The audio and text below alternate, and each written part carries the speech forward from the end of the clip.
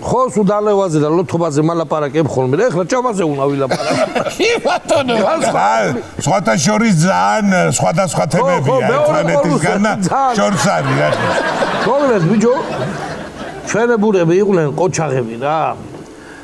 აი უმოწყალო მჭამებლები, აი მჭამელები ისეთი რომ რავი, აი დაუნდობლები რა.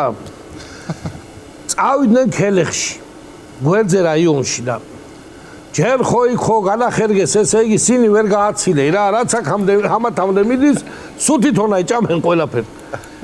იქიდან დაბრუნდნენ და მატარებლით ვიყავითო ერთ-ერთის მონაყოლია და მერე რო ჩამოვედითო სადგურშიო ხინკალი კეთებულა 20 ხინკალი ვჭამეთო.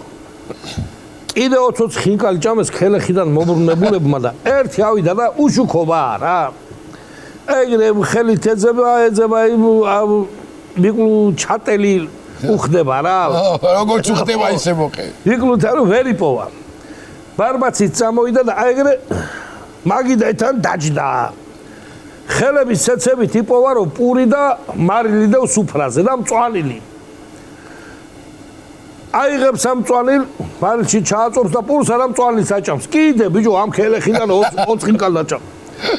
აი ჭამაში დეძინა.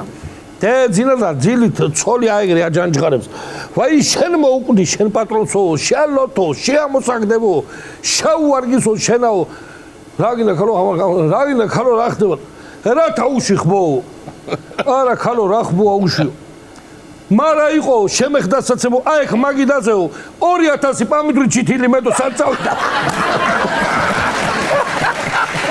ხალი ხაბე პამიდური ჩითილი ჭამა ბიჭო. აი პური მარილი პამიდური ჩითილი.